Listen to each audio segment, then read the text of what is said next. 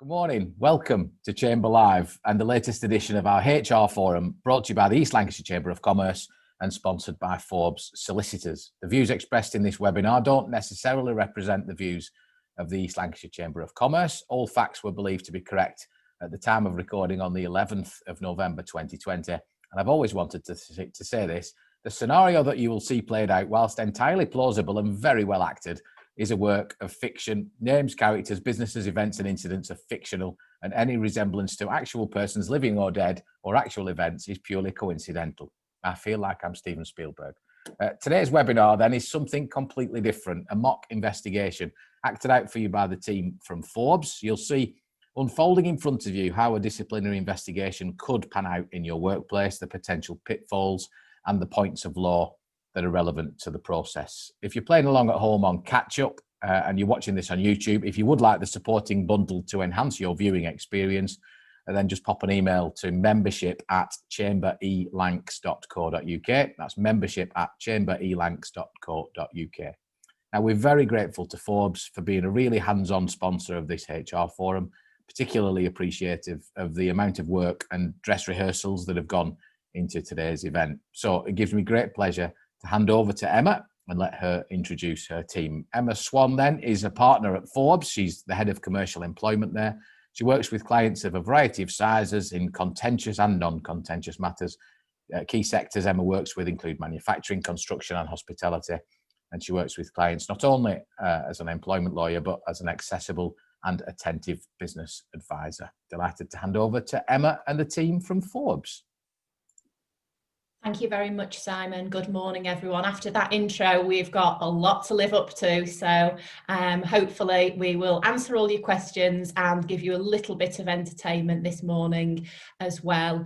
I think you should all have been sent the bundle. So hopefully some of you have got that to hand. If not, don't worry. I'm going to read out some of the key documents just as we go through, just for those who might not have access to it immediately if you're working from home, for example, and haven't got a double screen or what have you.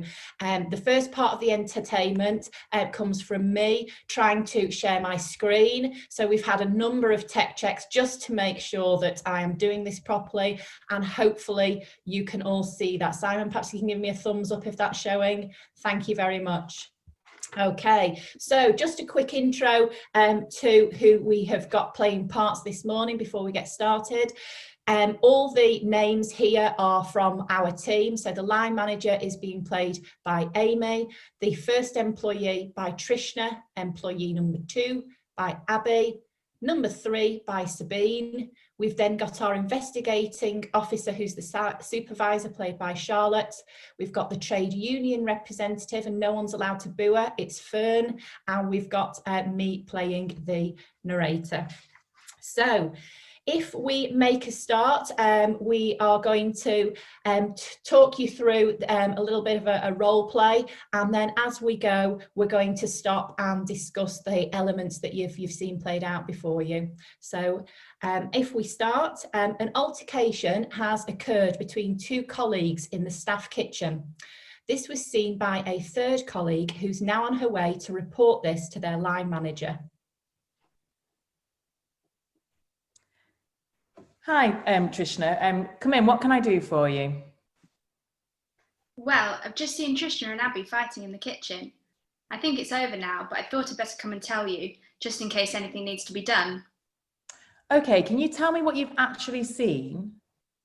It was just Trishna and Abby. I heard Trishna shouting some pretty horrible things at Abby, so I went towards the kitchen to see what was going on. When I got there, I opened the door and hands were raised. Trishna was stormed out. She seemed pretty angry. I asked Abby what was going on. She said nothing, so I came here to tell you. Right, well, thanks for coming in. I need to decide now what I'm going to do next. You may need to give me some further information and details about what you've seen, but in the meantime, please can you keep this completely confidential, and I'd ask that you don't discuss this with anyone else. Yes, that's fine, I understand. Now, the line manager now needs to decide what to do next. So if I just share the next slide. The line manager has managed to avoid getting too involved in the situation, and that's because she might be needed in a formal process further down the line. the line manager is now going to have to consider whether or not to suspend, whether it's to suspend Trishna or to suspend Abby, and also who can investigate the issue. And at this stage, for those of you who don't have an appropriate HR contact, that's maybe when you're going to be getting in touch with a legal team or someone more senior. And if you are a line manager online who is dealing with this, this is where we'd recommend you get in touch with your HR team.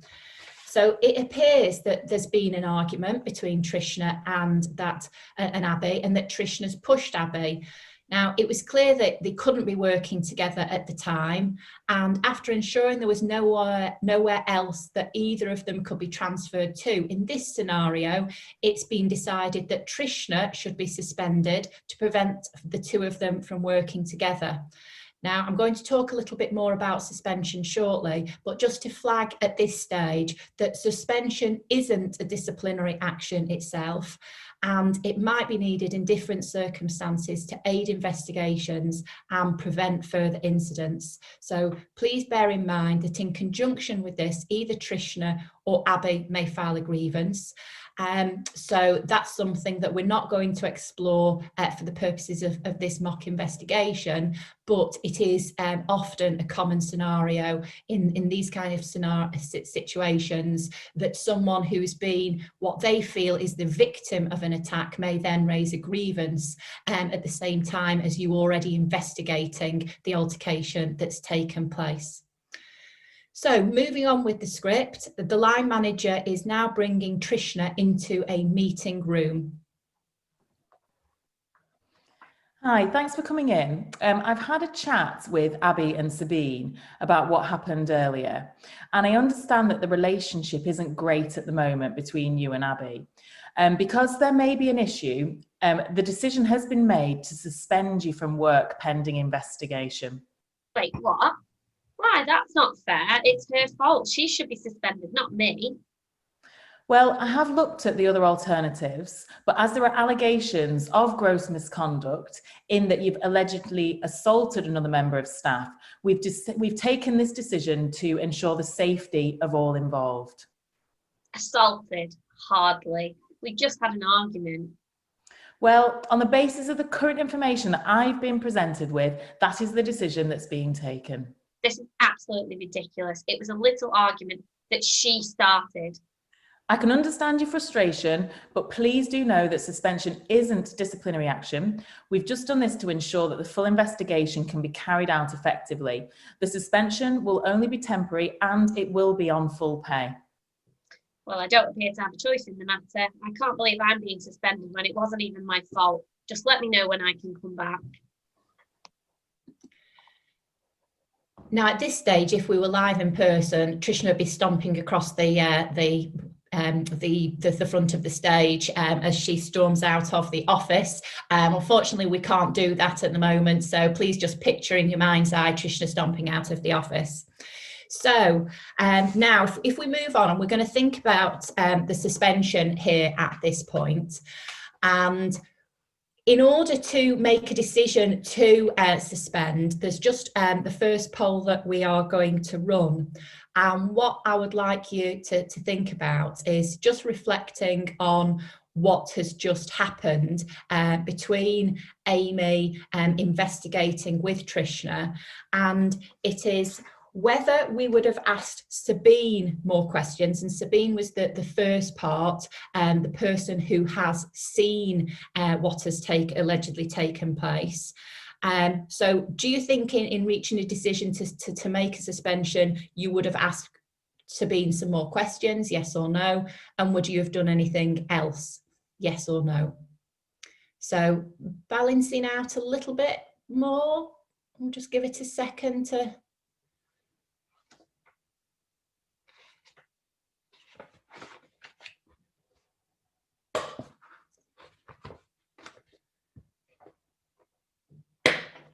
Right, so that's coming out reasonably steady. Would you have asked to be more questions? 64% said yes. So that's a little bit lower than I would expected. I thought that we might have had a higher number there. Would you have done anything else?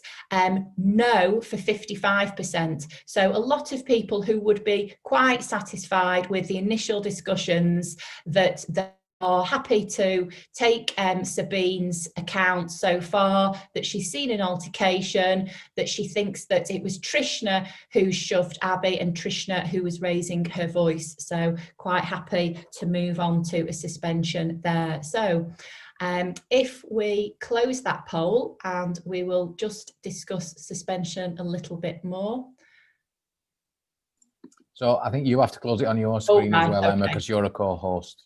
Right, thank you. Is that going off now? I think it's gone off for everyone else. Oh, it's come back on. Right, okay, we sorted? Fabulous. So it just in looking at, oh, it's come back on again. What am I doing?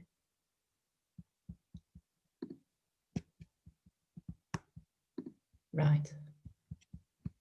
I'm pressing stop share. You're gonna have to cut this bit out of the video, Simon. I keep pressing stop sharing, and it's right. Try the red X. Just do the red X top right. That's what I'm pressing. Try closing it. Right. Has that gone now? Yeah. Seamless. You can just cut that bit.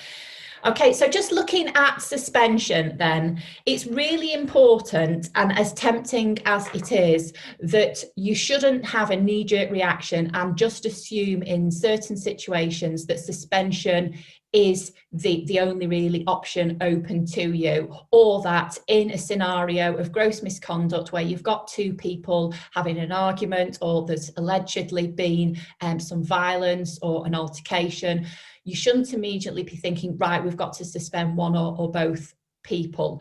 What you need to be thinking is why? What are the reasons behind the suspension? Because then you're going to have to need to explain that both to the individual or the people that you're suspending. You should be confirming it in writing, but also 12 or currently at the moment with the employment tribunals massively behind because of the pandemic, you could be looking at explaining this in 18 months time or longer. So it's really important that at the time you take the decision, you think through the reasons properly and that you put a record in for it.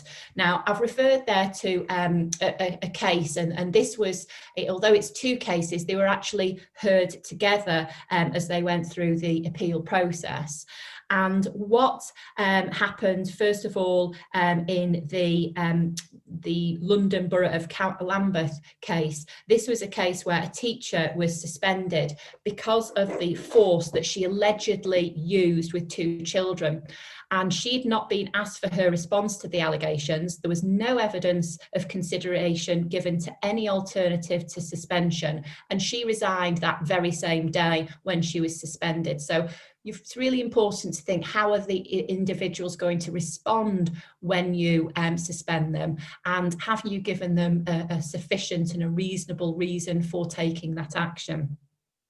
In the Court of Appeal agreed with both the County Court and overturned the High Court's decision that the correct test is whether the employer has reasonable and proper cause to suspend, not whether it is necessary to suspend, which requires consideration of the wider circumstances.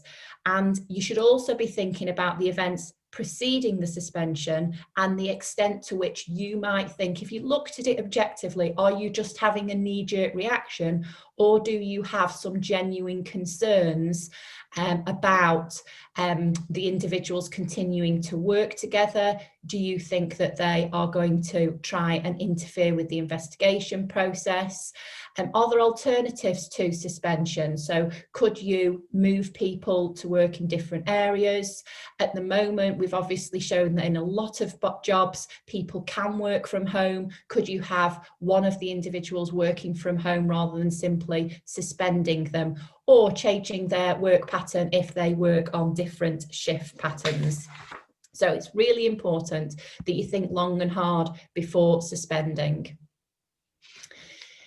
It's really important as well that you don't have a delay to meeting the individuals for the presence of accompanying a colleague. So in investigations, in the large majority of disciplinary policies, certainly in the private sector, individuals will not have a right to be accompanied by either a trade union representative or a work colleague. So please don't feel as though you have to wait for an investigation, that you have to invite people, or that you have to give them time to prepare.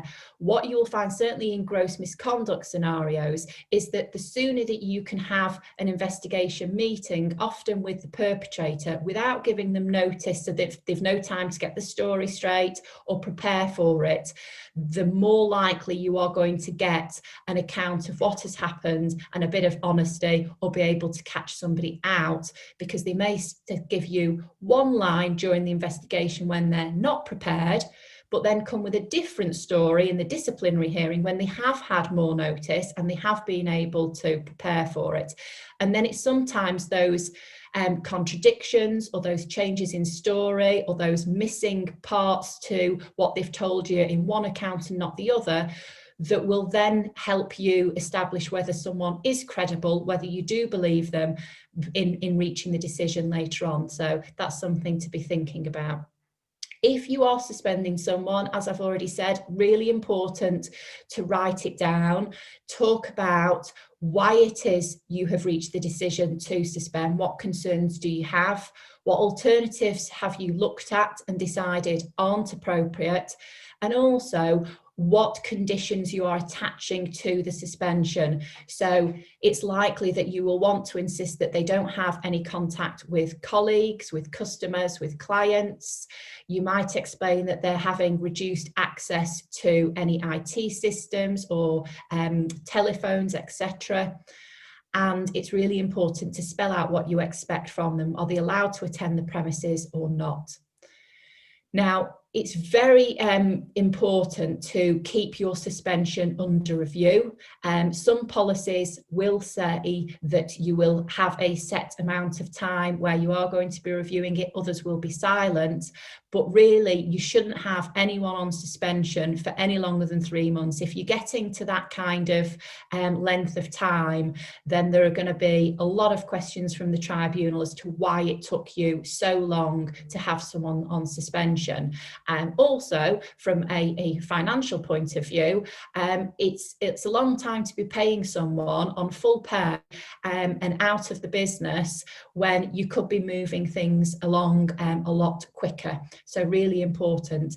I once had a case very early on in my career when I worked for an NHS trust, and they contacted me to explain that they wanted my advice on whether someone should or could be dismissed for gross misconduct. And it was quite a serious allegation of a nurse attacking a patient who had mental health issues, and that person has been suspended. So as I started to extract some of the information from them about what had actually happened, what steps they'd already taken, it transpired that this nurse had already been on full pay and suspended for 2 years. So whilst my advice was that they probably had a strong case for what they had got in evidence at the time that there was gross misconduct, they risked finding an unfair dismissal purely on the procedural grounds, because although they'd had an initial investigation, they had then suspended for 2 years. So really is an awful lot, a long period of time, and tribunals are extremely interested in why it's taking so long. So make sure that you have a think about that. Now, there is a copy of the template policy for this case on pages 12 and 13 of the bundle. I'm not going to read that out, and what I would emphasise is that it isn't a staple, this is a policy that you should use, it's a sample, and it's actually got some little missing parts anyway, because we're going to be picking up on little bits as we go through. The draft suspension letter is also on page 4. I'm not going to read that out again. It's a sample that you can refer to if you need to. And we are now going to move on with the show. So Trishna has now been suspended from work for almost 2 weeks following the incident that took place at work on the 29th of October. She's been invited to an investigation meeting by her supervisor. So I'm just going to very quickly read out the 3 statements that we have got in the bundle from the first page for those of you who don't have them. So Trishna's statement: on the 29th of October at around 1:30, Abby came into the kitchen and made a fleeting comment about the messages on the group. I think she said, "Work WhatsApp is a bit quiet today." This was clearly just to provoke me, which I will admit it did. I said she was completely out of order, saying those things on the work chat, then voices started to get raised, and before I knew it, we were shouting. I got quite angry and upset and was going to leave the kitchen and push past Abby, but she didn't stop. She kept saying things, so I turned round and shouted back. That's when Sabine came in to see what was going on, so I left. Turning over the page to Abby's account. On the 29th of October at around 1:30 p.m, I walked into the kitchen to make myself a coffee and Trishna was there. She was being a bit quiet with me, but I thought that was just because we weren't on the best of terms. Then, out of nowhere, she starts shouting at me right in my face. Obviously, I got defensive and shouted back. She then pushed past me and raised her hand at me. I thought she was actually going to hit me. That's when Sabine came in. I was relieved, to be honest. We both left after that. And finally, on page 3, Sabine's statement. So it was the 29th of October when the fight happened. To be honest, I thought something had been up with them for a couple of days. They were being a bit off with each other. I didn't suspect it was anything big, just 2 friends having a little falling out. Anyway, it was around 1:30 on the 29th. That's when I normally go for my 3rd coffee of the day. I was just minding my own business on the way to the staff room. That's when I heard the shouting. I quickly rushed there to see what was going on, and well, obviously to help, and I saw them fighting. Trishna's hand was in a fist. Then she pushed Abby and stormed out when she saw me.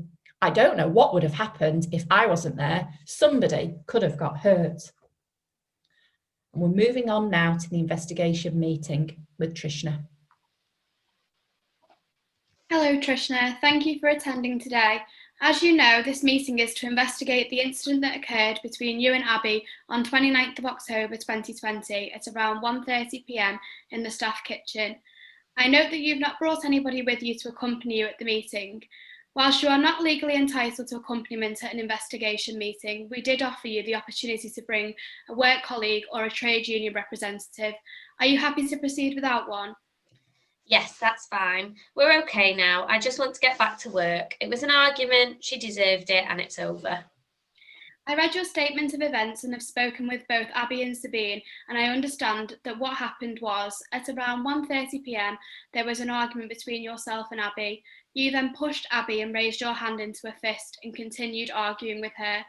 Finally, Sabine saw both yourself and Abby, and then you stormed out. Is that correct? Well, yeah, but you're missing a lot of it.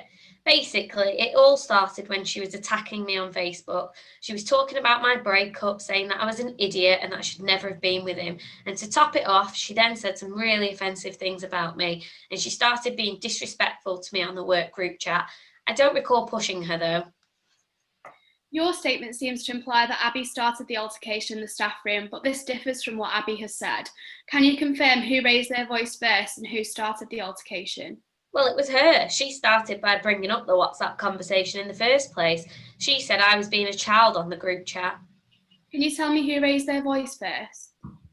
Well, me, I guess, but as I said, she provoked me. So what was your relationship like prior to this incident?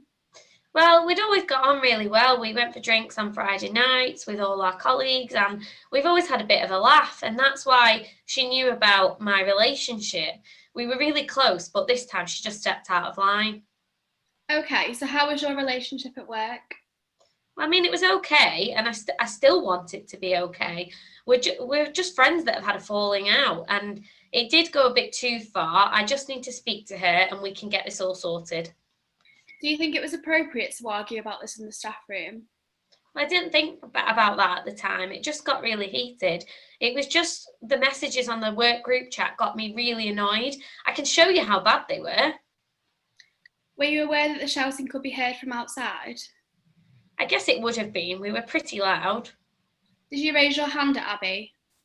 Well, I think I might have, but I didn't hit her or anything. It was just a gesture. Do you have a copy of the messages that you can show me?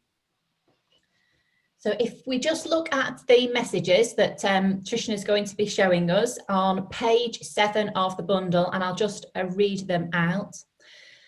Sam starts, so guys, what are we thinking for the Christmas do for our customers? Maybe the cinema or something again after a few drinks at the pub. Trishna, I mean, yeah, could do that again, or maybe something a bit more adventurous. Abby, like being adventurous, don't you? Trishna, don't know what you mean. Seriously, what are you on about? Abby, you know, ha ha. I literally have no clue what you're talking about. I meant something adventurous, like one of those Go Ape adventure parks. Abby, I don't know about that. It'll be hard to get there. Don't think the other guys would like it, to be honest. Trishna, but we could get everyone together for some outdoor activity. Our customers would love it. There was some feedback from the senior meeting with customers saying that they'd like to get the clients outdoors more. Abby, the customers, you always want to be their favourite, don't you? They don't run the company. Trishna, well, we provide a service to them. Surely they should get a say. Abby, you just want to get to the top, always trying to one-up everybody and be the favourite. Such a suck-up. Trishna, why are you being like this? I just suggested somewhere to go. Abby, look, that's a terrible idea. It's November. It'll be freezing. Trishna, it was just an idea. Thought we could try something different. It was only a suggestion. Abby, I was just pointing out why it was a bad choice. You seem to be making a lot of those lately and turning into a bit of a slapper. Trishna, why are you attacking me? I was just suggesting somewhere to go and you shot me down straight away and now you're calling me names. Abby, I saw you chatting up James the other day, flirting all over him you were. That's what I meant by adventurous. Trishna, I was only having a conversation. That's really out of order making accusations like that, and especially here. How dare you? You just love getting involved in my choices, don't you? Always got something to say. Abby, oh really? You're actually on about your boyfriend issues again and on here? Trishna, seriously, I wasn't even on about that. Why do you always bring it up? Just stay out of it. Abby, no, you know what maybe everyone on here can talk some sense into you. You made a bad choice with him. Everyone knows it. Just move on. We all knew he was going to break up with you. It was clear as day. You're bloody stupid and a mug. Looks like you're making bad choices all over again. James of all people. Trishna, call yourself a friend. You're really out of order this time. Abby, no, get over yourself. You always blow everything out of proportion. You act like a little cow all of the time. Trishna leaves the conversation and the WhatsApp group. See, she says some really nasty and vindictive things, and all of my colleagues can see it. I really don't think the blame should be placed on me for this. Can you tell me a bit more about the incident in the staff room then? How did it start? Well, Abby came in the staff room, so I asked her why she put the messages on the work chat, because as far as I was aware, this was just between me and her. She then said, because everyone needs to know how stupid you are, maybe they can talk some sense into you. And she even made comments about me talking to a customer, and that's when it kicked off and got heated. Why didn't you raise a complaint about Abby in relation to the messages? Well, to be honest, I thought we could resolve this between ourselves and we didn't need work to get involved. For me, it was more of a personal falling out, though I was furious. Was there anyone else involved in the messages or the incident in the staff kitchen? No, nobody replied. It was just me and Abby, and then, well, Sabine saw us, but that's about it really. What else needs to be done? Sabine refers to you fighting. Can you explain? Surely she meant arguing. There was no physical fight. As I say, it was just a gesture. Okay, I will consider any evidence that is available, and as part of my investigation, I will be speaking with Abby and Sabine again. Why does this need to carry on? You can clearly see that she started all of this. How long is this going to take? As I said, I just want to come back to work. She's done all of this and I'm being punished for being a cow. Oh, a further point actually, this comment about the customer, is it true? Is there any relationship that I need to be aware of? Absolutely not. That's absurd. I can't even speak to customers now. I understand your position. I've listened to your side and I have seen the messages, which I will need some copies of. Now you've had time to think, do you really think it was appropriate to raise your hand at Abby? Well, at the time, she just made me really frustrated to say things on the work group chat like that. But yeah, I get it. It wasn't the time or place, and if customers had seen that, it probably wouldn't have gone down well. So you understand and you agree that it was not appropriate to raise your hand? Yes, but like I said, it was just a gesture. You said you didn't recall pushing Abby. Is it possible that in the heat of the moment that you did? Well, I suppose so. It was all heated and I tried to leave and then she said something else. Maybe I did get close to her when I was trying to go, but I'm not sorry. Well, unless she is. Do you think that you and Abby can continue working together? Yes, it was just an argument that got out of hand, but only if she apologises. So you want an apology from Abby. Are you prepared to give her an apology? Well, I don't know about that. I suppose I might, but it depends on her, really. Trishna, I'd like to remind you that this incident could be considered gross misconduct and it could be something that could lead to dismissal. Have you anything else you would like to add as part of the investigation? No, not really. Only to say that she brought this into the workplace and I think you need to ask Abby about how good our friendship was before. Okay, Trishna, thank you for that. I will look into what other avenues need to be investigated further.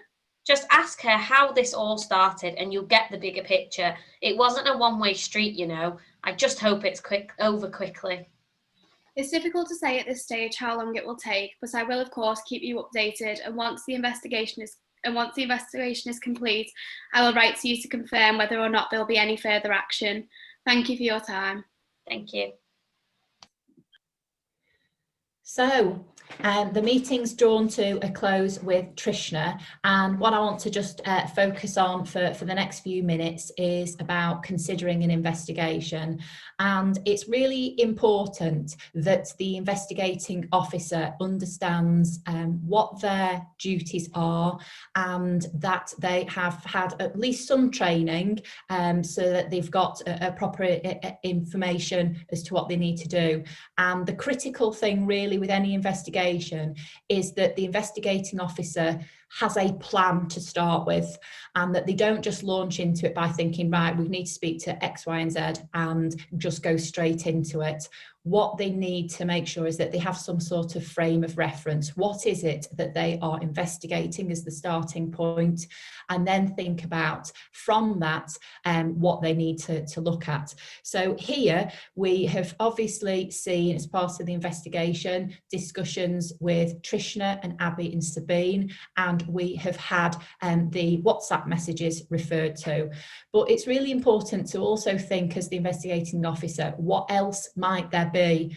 There might be other witnesses who can give an account of the relationship between Abby and Trishna, not just on the day of the incident, and witnesses that may also have seen the incident or the immediate aftermath, but also what's led up to it. So The text messages obviously give a context that there's been something bubbling for a few days. Sabine, in her investigation statement, has also said that it seems to have been off between them. So there's a bigger picture to be thinking about, which means that there may be other individuals who have seen something or been involved. So think about that. It's also important to think about, well, what other evidence might be available to us. So we know that there are some WhatsApp messages on the group chat. It may be that the two have actually also had private messages sent to each other. So it's important to ask that and to check those, because they may have taken it off the group and continued having a go at each other in a different group. It may also be that there's been something shared over work emails, so make sure you're thinking about that. Now, some workplaces, although I appreciate not all, will have CCTV up in parts of the building. So it may be that in this case, there has been some CCTV coverage in the kitchen, the staff room. It's important to think about checking that as well. So whilst it's important not to go overboard with an investigation, and it's important to try and be reasonable and think, right, how am I going to deal with this in a timely way in order to obtain as much relevant information as to what I'm investigating? It's really important to keep that in mind as you move forwards. So here, it's also important to think about the attitudes. So what do we think of Trishna's attitude towards the investigation or the incident? I mean, she seemed to be sorry, not sorry. She seemed to be happy to apologise, but only if she was getting an apology first. So things like that, someone's attitude and approach can also sometimes give you a sense of, do you believe somebody's account, particularly where it's one person's word against another? So that's something to be mindful of when you are being the investigating officer. How are they coming across to you? It's also important to be thinking about what has come out of a meeting. Do you need to speak to somebody else? What other documents might you want to see as the investigating officer? So here, this has obviously not just been an incident in the kitchen. There's obviously been something playing out over social media, and you might therefore want to look at your social media policy. Is there anything in there that either party, either Abby or Trishna, have done that's breached your social media policy? What does your disciplinary policy say? Does that talk about fights amongst colleagues for you to look at taking disciplinary action? So make sure you're taking a broad approach to how you're planning the investigation.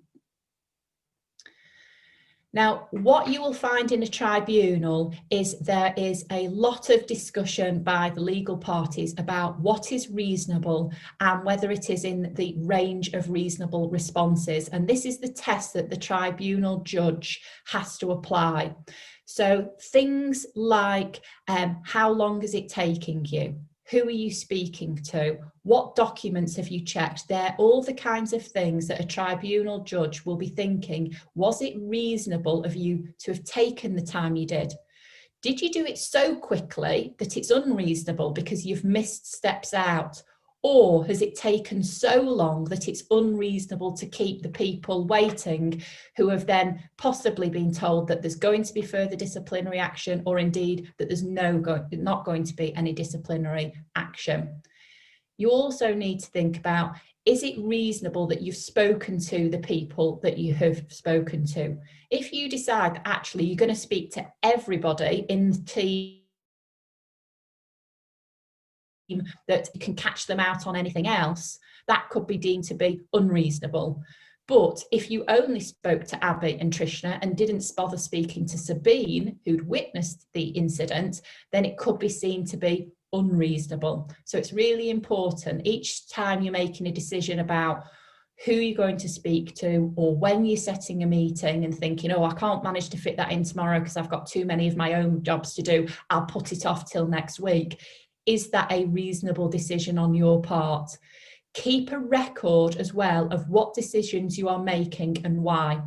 because it might be completely plausible and reasonable for you to delay things for certain reasons. But if you don't have a record of it, then you're going to struggle when you're questioned by a tribunal, possibly to remember it, because as I said earlier, we're seeing cases at the moment being listed for hearings in 12, 18 months plus time because of the pandemic delays.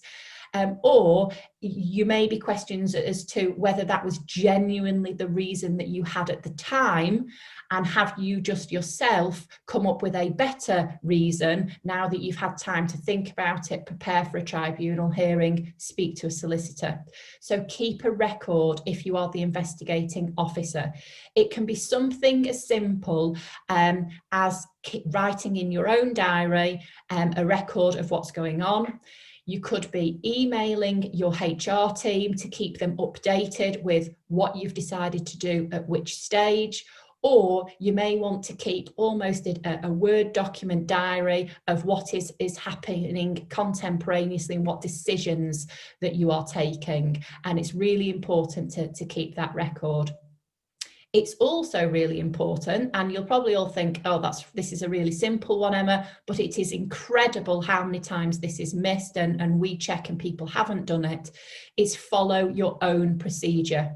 Virtually every business has a disciplinary policy and procedure, and the large majority of cases, clients will have a section in there on investigations. Now, it may only be a small paragraph or two, but it's really important that the investigating officer is familiar with it, so that if they are then questioned about it, either by the employee themselves as they go through the process or at a later stage in tribunal, that the investigating officer knows what steps are in there.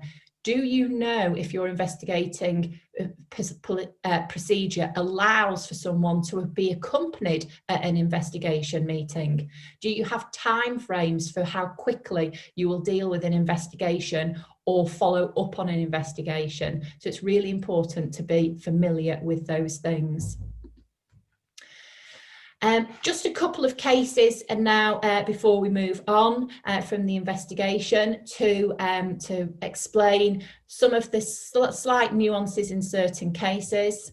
It's really important, if there are serious consequences likely to happen, that the investigation is much more substantial and detailed. So, for example, if you are investigating an allegation that could warrant someone being dismissed, but that dismissal may also mean that they can no longer carry on with their career, and in this case it was a medical person who, if they were dismissed, was no longer going to be able to practice as a doctor, you are going to have to make sure that you have a very, very thorough investigation.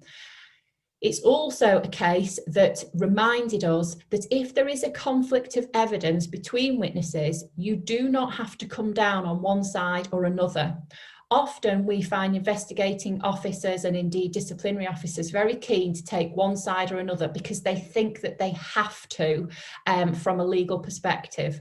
You don't. Whilst it's obviously helpful if you feel that there is an individual that you are wanting to discipline or dismiss, and you are keen to believe one person rather than the other in order to give sway to that objective that you've got in mind for disciplining or dismissing, you are going to have to explain it. So you're going to have a reason why you believe one witness over another. So if you don't have that reason to support your reasoning in tribunal, then it is okay to say, I'm sorry, there is no evidence from either side, or it is one person's word against another, and therefore this is not going any further. Okay, so that's just a reminder for you of that.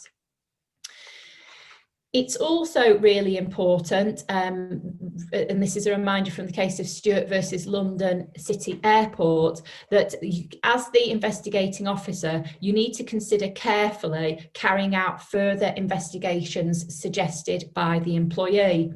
Now, it's not normally reasonable to refuse to do further investigations that could support an employee accused of gross misconduct. So what this case is basically saying is that if an employee says to you, have you spoken to this person, or have you looked at this evidence? And you then turn around and say, no, and we're not going to, and subsequently that individual is dismissed, for example, for gross misconduct, and that information, that evidence, if you'd looked at it, could actually have changed your mind, then that is going to be found to be unreasonable and unfair in employment tribunal.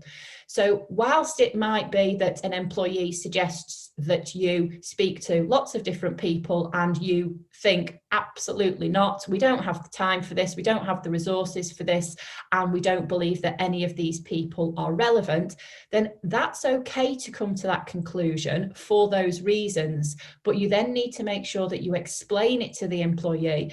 And if you've got any element of doubt that those people that the employee suggested you should speak to could actually help, then you should speak to them.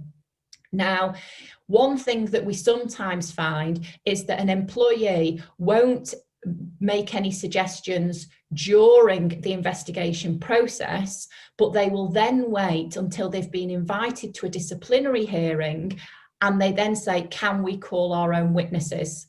Now, although under the ACAS Code of Practice for disciplinary and grievance procedures, you ought to be enabling them and allowing them to call witnesses and provide their own evidence, from a practical and a commercial perspective, I would always be reluctant to advise a client to let witnesses into a disciplinary hearing, because it can become chaotic. What is better to do in those situations is, if you have an employee saying, can I bring X, Y, and Z to the disciplinary hearing, is first ask them why they think those people are relevant witnesses. Secondly, ask them why they didn't raise this as part of the investigation process. And then say to them, what you are proposing to do, if you think that they are going to be relevant witnesses, is postpone the disciplinary hearing to enable the investigating officer to speak to those witnesses. So in effect, you are taking that witness evidence as part of the investigation, rather than waiting to get to a disciplinary hearing when you have lots of people then there being questioned and cross-examined, and it all gets a little bit chaotic, as I said. And it can also mean that the disciplinary hearing takes longer.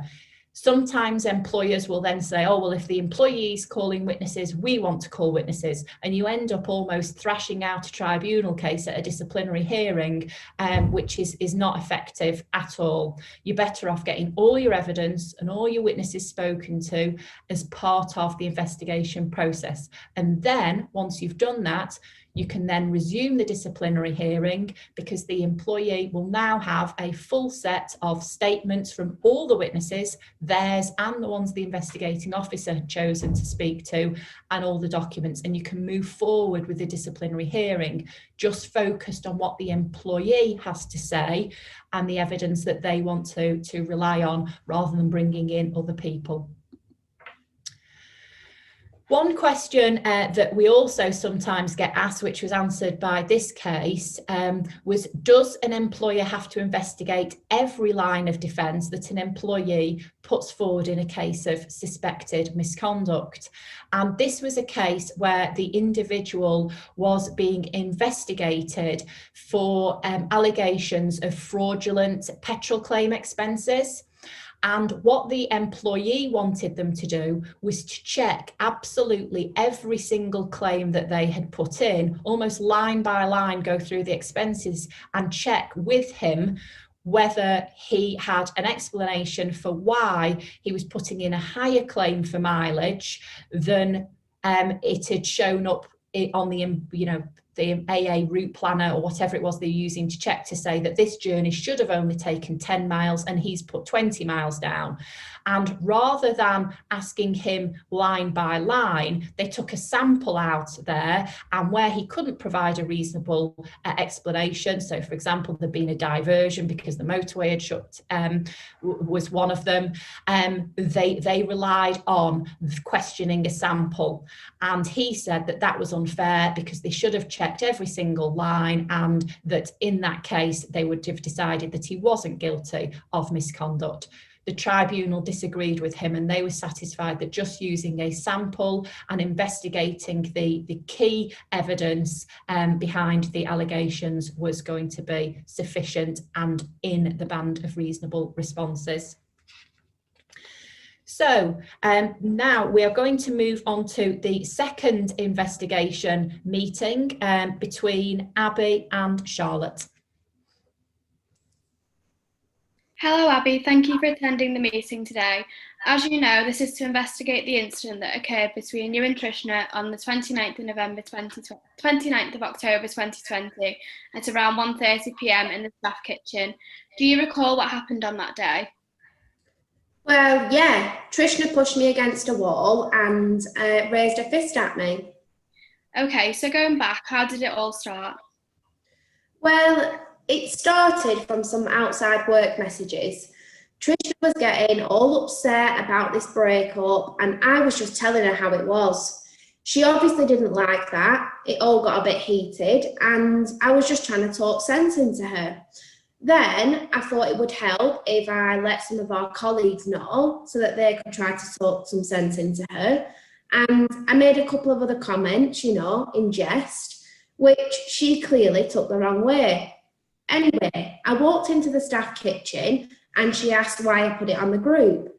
I simply said that they needed to know and help her see sense. She then just started shouting and we got into an argument. And then, like I said, she pushed me. Do you think it was appropriate to discuss personal matters on a work group chat? Well, I thought I was just looking out for her. I thought it would help things if other people could give their perspective. And, you know, she was being a bit, thinks she knows best. It was just colleagues, a bit of banter. We're all friends.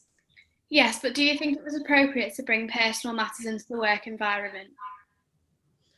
Okay, well, when you put it like that, maybe I shouldn't have. But I also don't think it was appropriate for her to push me and shout at me.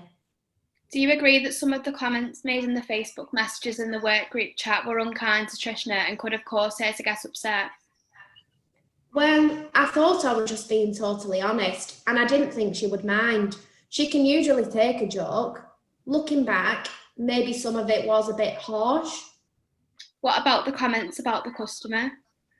Oh, James, well, she's always sucking up to customers, and it looked like she had a thing for him. Do you think it was appropriate to comment on a customer and to mention their name on the group? Well, it is private, and, you know, we all know who he is, but no one else would. Who would you say is at fault here? Well, I guess it was both of us, really. It was personal matters that probably shouldn't have been brought into the work environment, but still, she shouldn't have pushed me. Do you think that you two can continue working together? Yeah, I don't see why not, but I'm not going to lie, I was a bit scared that she was going to hit me. Okay, well, I will need to carry on with the investigation and make my recommendations. Is there anything else you would like to add? No, I think that is everything. Okay, thank you.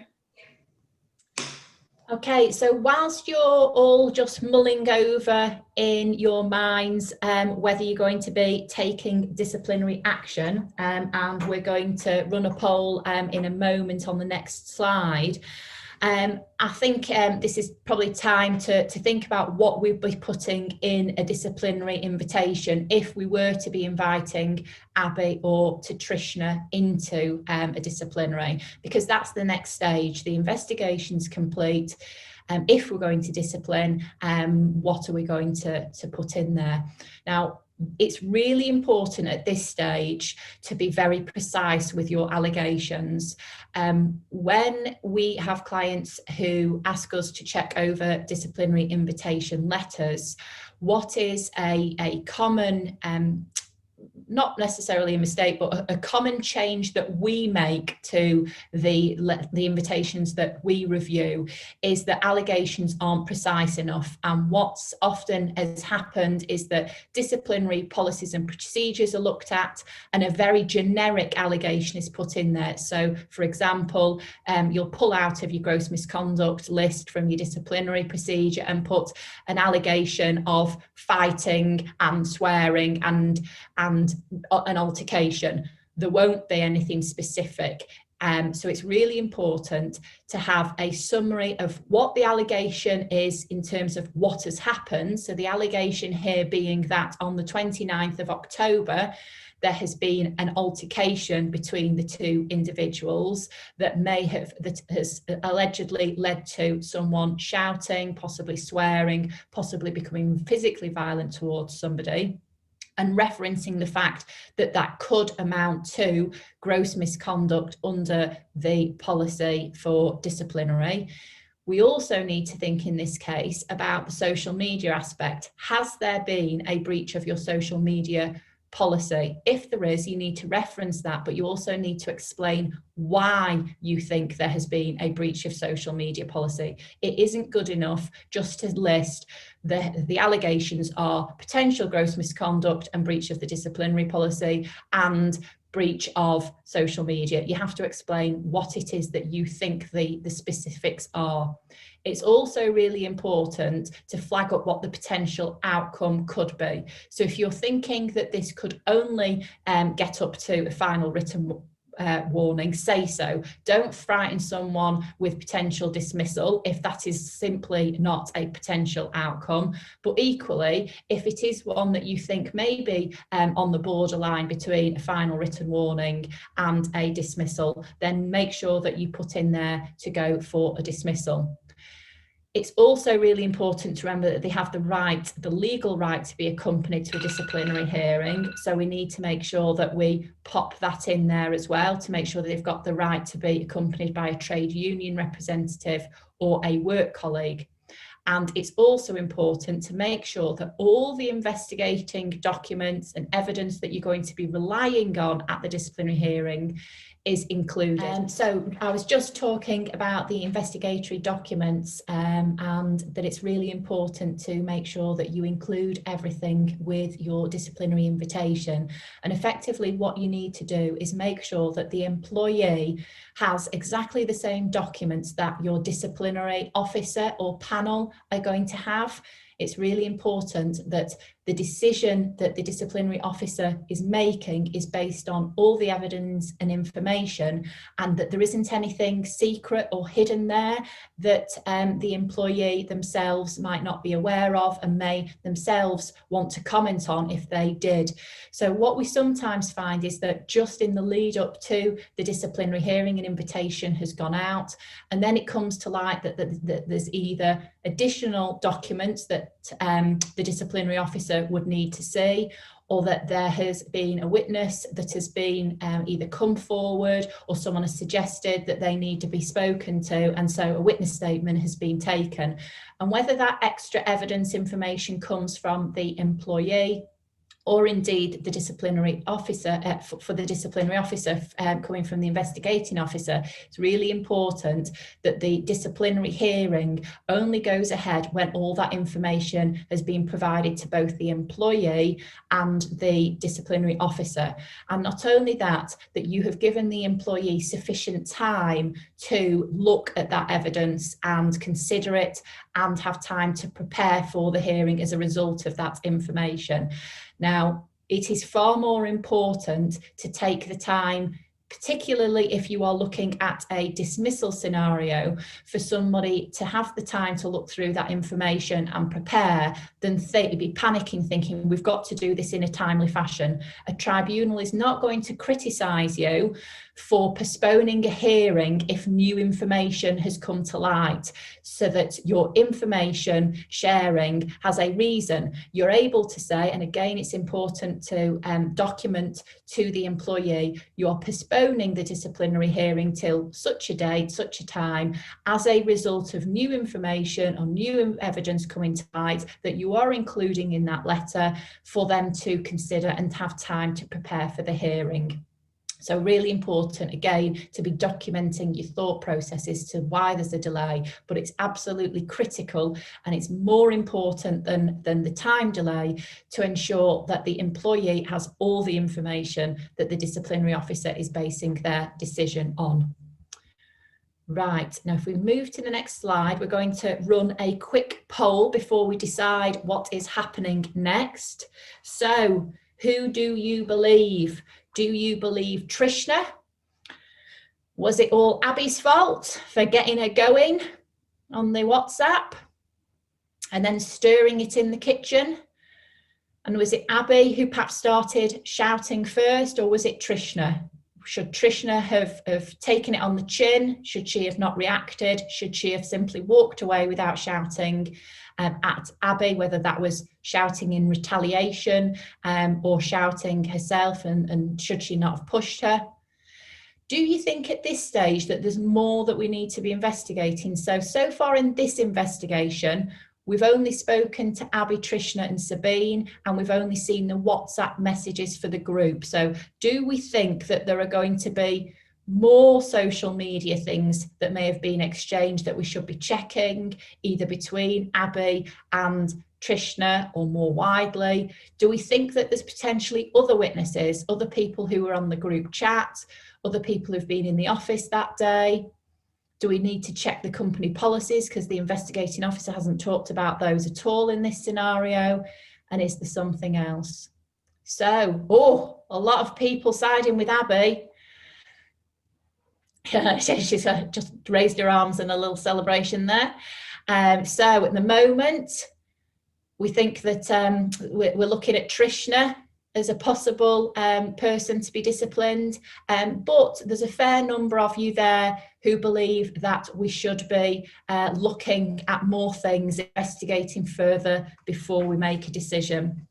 So in this scenario, further investigations have now been carried out, and there has been a separate disciplinary process taken with Trishna in relation to pushing Abby and the argument in the staff kitchen.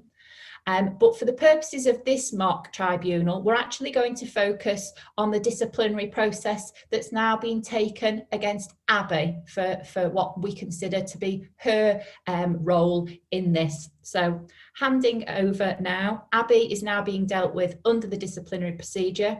She's been invited to a disciplinary meeting with Amy, the line manager, and Abby has opted to bring with her a trade union representative played by Fern. Over to you, Amy. Hi, Abby. As you're aware, you have been invited to this disciplinary meeting in connection with the messages sent to Trishna and the altercation with Trishna in the staff kitchen. Are you happy to proceed on this basis? Clarify which messages are being referred to, as some were out of a work context and we'd like to be clear. Yes, to be clear, these are just in relation to the messages sent on the work group chat, to which you have been provided copies. Further, are you familiar with the disciplinary procedures, and can we now proceed? Yes. Okay, so to clarify, the allegations that have been made are that you have made disparaging comments regarding Trishna on the work group chat, and that you are arguing with Trishna in the staff kitchen. Can I point out that this work group chat wasn't set up by the company or in connection with work-related matters? It was simply set up between work colleagues to organise social events, and it largely stayed clear of any work-related matters. That's noted. However, would you agree that work discussions had taken place on the chat, such as discussions regarding availability and discussing what each person had on that day? Well, yeah, it was kind of a mix, I guess. Who set up the group chat? Do you mean on that day? I mean, who was the administrator of the group? Well, actually, it was me. It seemed like a great idea for us all to, you know, keep in touch, and it worked really well. Did you discuss it with someone senior with the company before deciding to do that? No, I didn't. Well, you know, it was supposed to be private. It couldn't be that private though, could it, if all colleagues within the company had access to it? Well, not everyone did. You know, none of the senior team were, and there was one or two who rejected the request to join. Is it fair to say that matters spilled over from that chat into the workplace? Yeah, that's probably fair, but it wasn't my intention. Our social media policy is clear, isn't it? Staff should assume that all online activity is covered, including the use of messaging services via mobile devices, by this policy. Employees should follow these guidelines in relation to any social media that they use, both at work and at home. Well, I thought it was private. It also says in paragraph 5, staff should carefully consider any communications over any form of social media between staff for work and non-work purposes.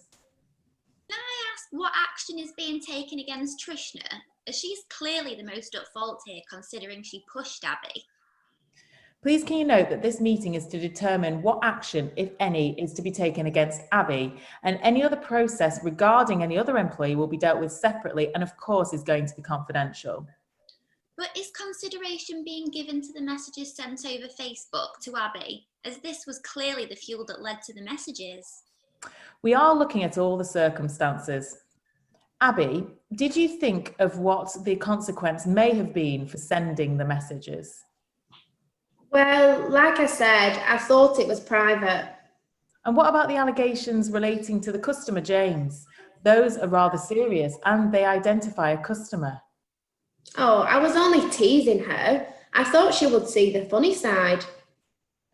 What about arguing in the kitchen? As there could have been visitors around, Sabine's evidence is that she could hear the shouting from the corridor. It was all in the heat of the moment. I just got frustrated. You know, it's not like me. I don't think Abby should be here at all. Trishna started the argument and raised a fist at her. I really don't know why we're even here. Well, two wrongs don't make a right in my book. She is here to look at her own conduct because of the disparaging comments made about Trishna on a work group chat. Do you think there's anything further we should consider? Well, yes, you know, I have apologised to Trishna on the group chat, and I understand on reflection that maybe I shouldn't have sent the messages. I'd also like to add here that this is Abby's first issue and that she has a clean record of over 3 years with the company. Noted. Well, thank you both for your time here today. And if there's anything either of you would wish to add? No. No, me neither. Okay, I'll go away now and consider my decision, and I'll provide you with an outcome within the next 7 days. Thank you. Thank you. So we're now after the meeting, and what are the steps that we need to take? It's also a relevant point to say that really at this stage, one of the things that the disciplinary officer should be weighing up is, do you have enough information to make a decision on? And that should be your starting point. Because if you, as the disciplinary officer, aren't confident you've got enough information, or that there is evidence that there may be missing, this is the time to pause now and to look at whether you need to investigate any further points or go back to re-investigate with any of the witnesses. And again, if there is going to be that hold up, as it were, it's really important to explain that to the employee, to document it, to say you are now looking at making a decision. However, you've decided that you need to re-investigate a few points or look into a few things. So at the earliest opportunity, you will come back to that employee.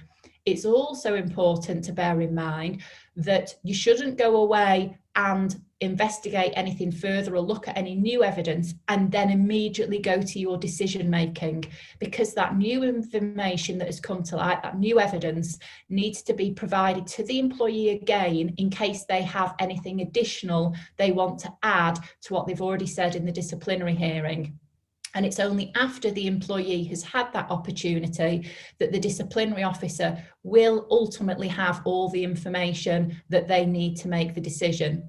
So it may be that after you have had the disciplinary hearing, if you are reinvestigating and have new evidence, that you write to the employee, sending them that information, and you may want to ask for their thoughts in writing before you proceed to a decision. But ideally, you would reconvene the disciplinary hearing so that the employee and their representative get their person who's accompanying them, get the opportunity to comment to the disciplinary officer face to face.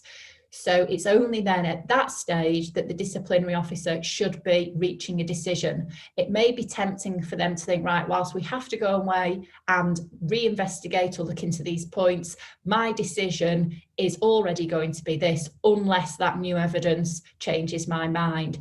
Once you've made your mind up, it's very difficult, even in the face of new evidence, to be swayed, because you naturally start to look for the evidence that's going to fit what you want it to. So as a disciplinary officer, try not to form that view until you have absolutely everything before you, and then go through it carefully.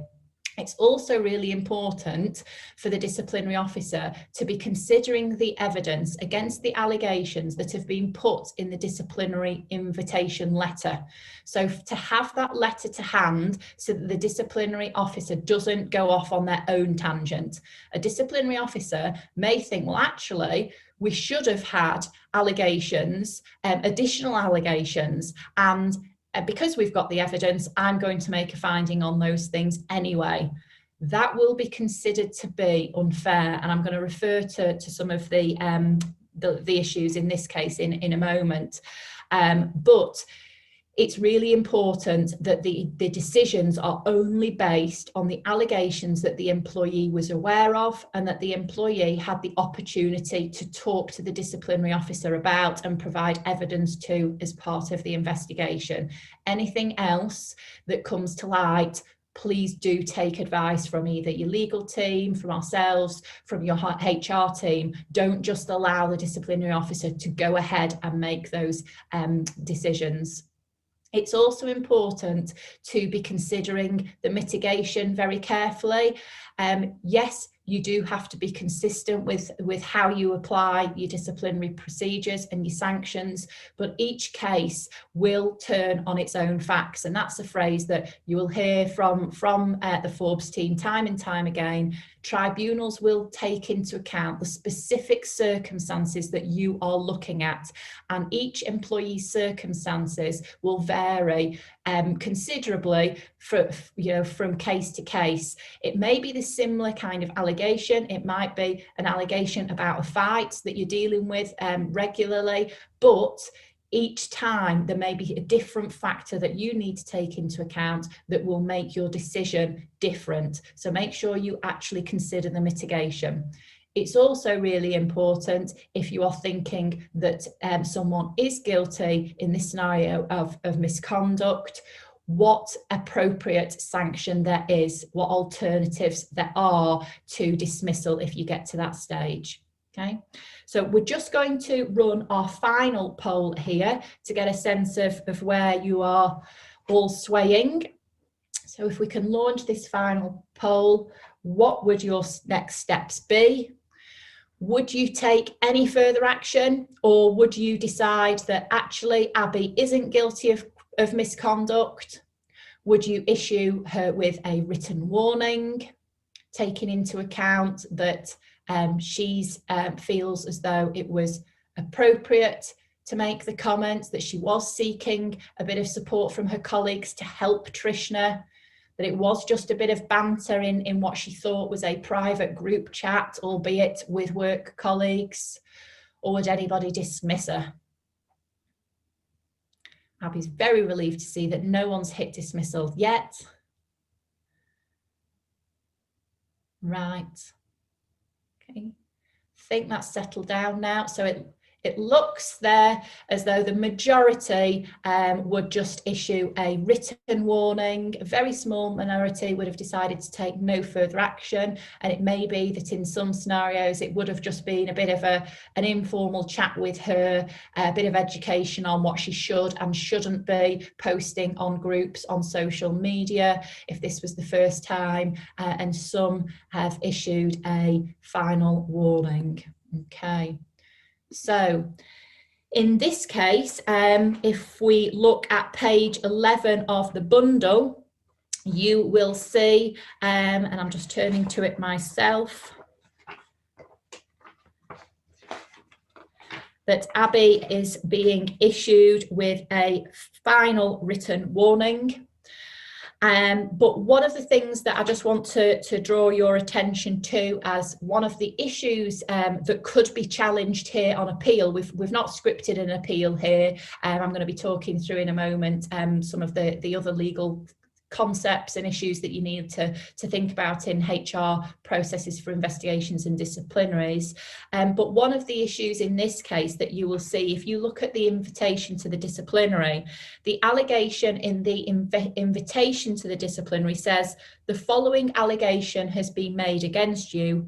You made disparaging comments against a fellow colleague, Trishna, on a work-related group chat.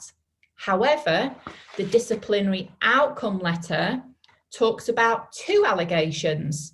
So in the outcome letter, we have a finding, sending disparaging comments about a colleague on a work group chat.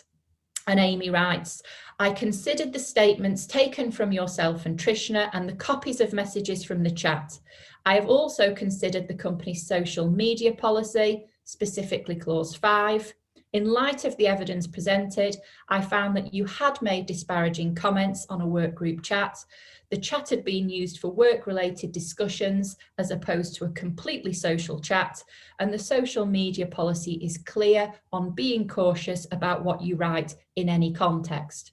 The comments were not appropriate given the content and words used, and you levelled a serious allegation at a colleague which you admitted was not true. I uphold this allegation of misconduct. But what they've also gone on to say is for number 2, arguing with another member of staff. I considered your statement together with Trishna and Sabine's statement. From the evidence provided, it is apparent that an argument had taken place in the staff room on 29th of October between yourself and Trishna. Although on balance, it appears you did not initiate this, you were involved in it. I therefore uphold this allegation of misconduct. Now, although in this letter, it doesn't say that it's taking both of these into account that has resulted in the final written warning, I think it's certainly open to challenge by Abby on appeal that firstly, she has had a finding of misconduct against her based on 2 allegations, one of which she was not aware of, one of which she was not aware she was having to defend against. And secondly, it would seem that a final written warning has been given, and the final being the important word there, based on 2 allegations and 2 findings of misconduct. Whereas if they were only focusing on the 1 allegation that had been put in the investigation, her position on appeal will be that she ought to only have received a written warning, which of course is less serious, because if she has got the final written warning, if she does anything else in 12 months, then she's very likely to be facing dismissal. So it's really important that if you are in HR, that if you are checking disciplinary officers' outcome letters, that the thing that you are focusing in on is have they themselves looked at the correct allegation? Have they found evidence to support that particular allegation? And if they've started to try to bring in new things or new evidence or new allegations, that you send that back to the disciplinary officer to say that it is not acceptable, and you either need to make a decision as to whether you're actually postponing the outcome in order to look at new allegations, new evidence, and then reach a decision, or whether the disciplinary officer is solely going to focus on the allegations that were actually put to the employee in the invitation and at the disciplinary hearing. Now, it may well be that during the process of a disciplinary hearing, a disciplinary officer becomes concerned that allegations have been missed out of the invitation, or at the time the invitation was sent, they hadn't come to light. And it's only as the disciplinary officer has either gone through the evidence or spoken to the individual that the disciplinary officer then becomes concerned that actually that there should be additional allegations. Now, if that is the case, and particularly if they're serious allegations, then what the disciplinary officer should be doing is pausing the disciplinary hearing then and explaining to the employee that the disciplinary officer believes that there's either extra evidence or potentially other allegations that ought to be considered, and that they are going to put a pause on that whilst the investigating officer looks at those issues. And then if the investigating officer does find that there are potentially other allegations, a new invitation is sent that encompasses all the allegations, and then the disciplinary hearing is reconvened in order for the disciplinary officer to look at everything. Okay, that is far more preferable than you having one disciplinary hearing looking at the first allegation, thinking, oh, we've got these other issues that we need to deal with, and then holding another disciplinary hearing afterwards on the new allegations, because what you then might find is that you end up getting two appeals and getting tempted into having two appeal hearings after you've had the two disciplinary hearings. It's much better to take a bit of time that obviously can be explained to a tribunal if you're documenting it properly, to make sure that you just have the one disciplinary hearing process running and dealing with all of the allegations. Okay. So if we move on to a bit of the legal stuff before we open up to Q&As. We've got about half an hour to go. The three key things that a tribunal is looking for is that you must have a fair reason for dismissal. You must have acted reasonably in treating that reason as sufficient to dismiss, if that's what you have gone for. And the decision to dismiss must be in the band of reasonable responses. If we look at those, firstly, if you have dismissed someone and someone brings an employment tribunal claim against you, then in law, there are actually only 5 fair reasons for dismissing someone. And the burden is going to be on you as the employer to show that you had one of those fair reasons. So I've just listed those there for you. They're from the Employment Rights Act. Most of you will be familiar with them because they've been around for a long time. The first, capability or qualification, talks about covers not just your capability to do your job or having the right qualifications to do your job. It also encompasses whether you are fit and healthy to do your job. So this reason is also used where you may have dismissed someone because they are not well enough to attend work, not well enough to do their job. The second reason, obviously, we're focusing on in this scenario is conduct. So this is where you've got your gross misconduct dismissals. The third is redundancy. Unfortunately, at the moment, we're seeing that being used quite a lot. Redundancy is not to be mistaken with a dismissal that may arise after you have restructured. So redundancy has a very specific definition, and restructures sometimes don't fall in redundancy. A restructure, if it hasn't resulted, it hasn't been because of a specific redundancy, would fall under your some other substantial reason as a fair reason for dismissal. The fourth one is illegality, and this, by way of example, is if you have a HGV driver, can never say that properly, who loses their licence, you don't have another job for them, and they effectively can't do their job because they have lost their licence, and that is where you would have a fair reason to dismiss. And some other substantial reason is the lawyer's favourite, because it is generally a catch-all. It is for those restructures where you don't have a legally defined redundancy. It could be where you have a clash of personalities between two members of staff and there's been an irretrievable breakdown in the relationship, and you simply can't have the pair of them working together, and you've no other roles for them or nowhere else to put them, and that's what you would be looking at. So the first step when you are looking at defending a tribunal case for unfair dismissal is to think about what your fair reason is.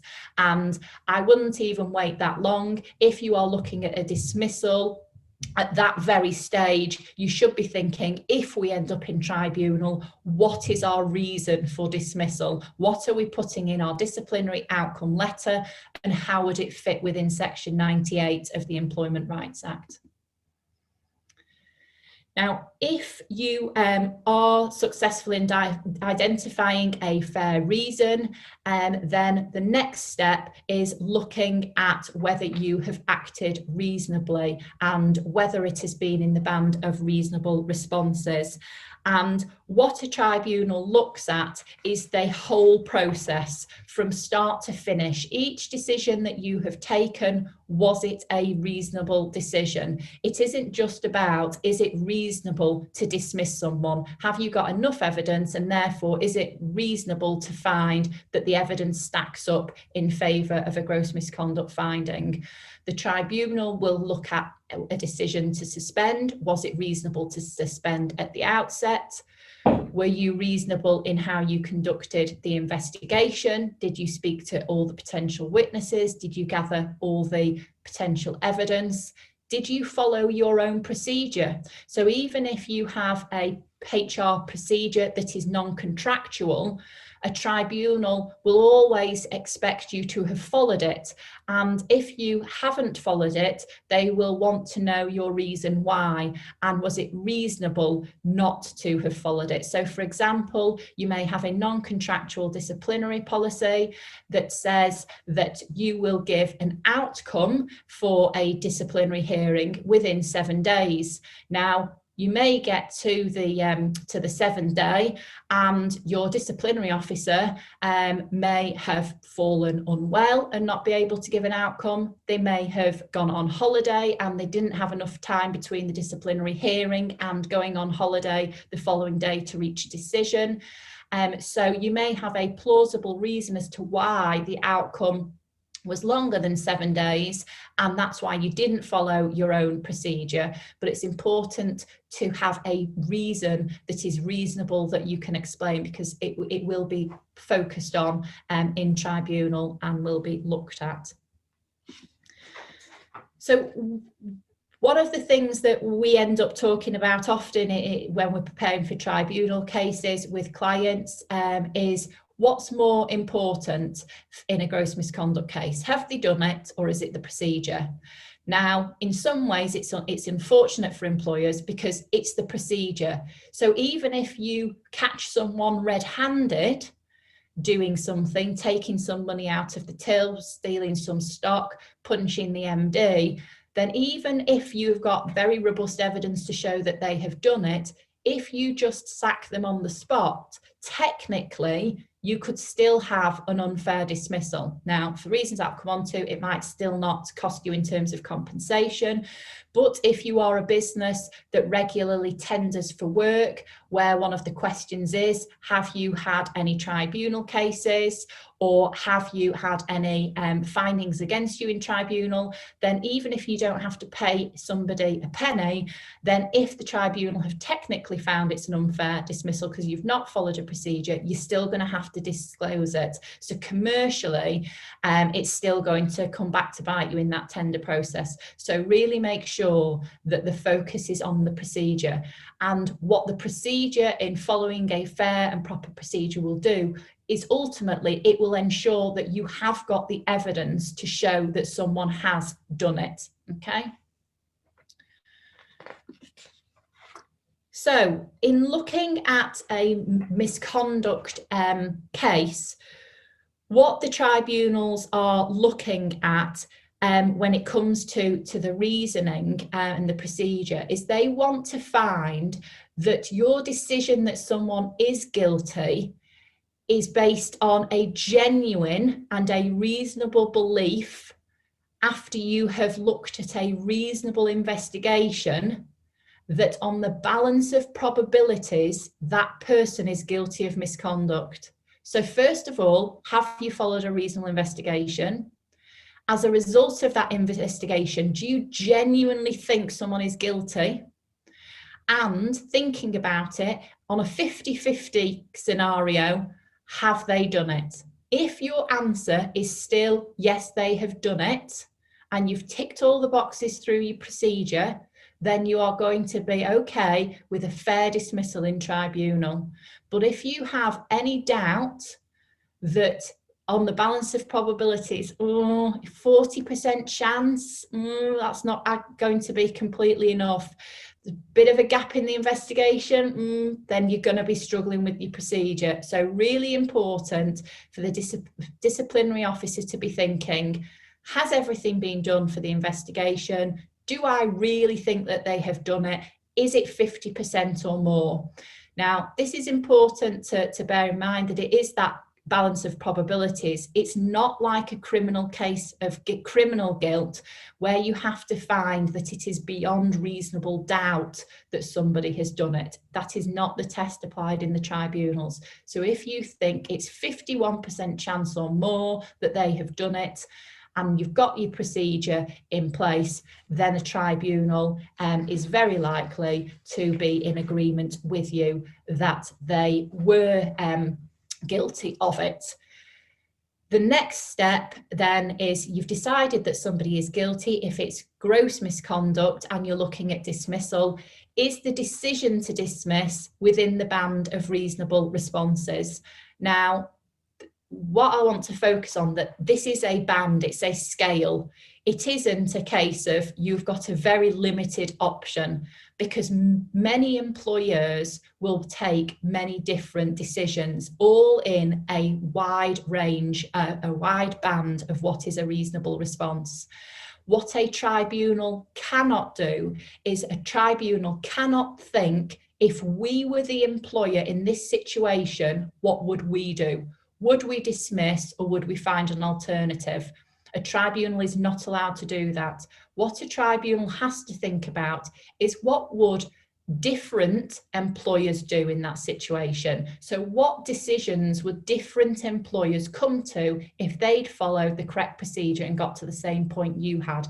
And this is where you could find that there's a range of decisions that an employer could take. And as long as within that range is your decision, then a tribunal is going to agree with you that your decision was fair, okay?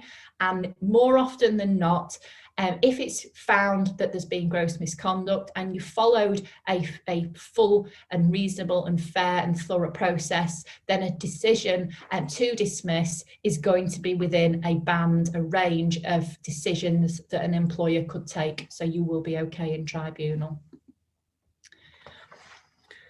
One of the things I touched on before is firing someone on the spot, and we actually did this before the Trump election, the American elections, and I think that there's been quite a lot of pictures of Trump bandied around with "you're fired" from The American Apprentice. I promise you we had these slides prepared before that came out. We're not nicking their ideas, it's all our own. And what I want to focus on here is that there are definitely going to be scenarios, and we certainly find this with some of our smaller clients where they don't have HR teams in place or anyone with HR experience, that you find that you've caught someone on the spot doing something, and rather than stepping back and thinking, right, we need to follow a process, the response is immediately, "You're fired, get out of here."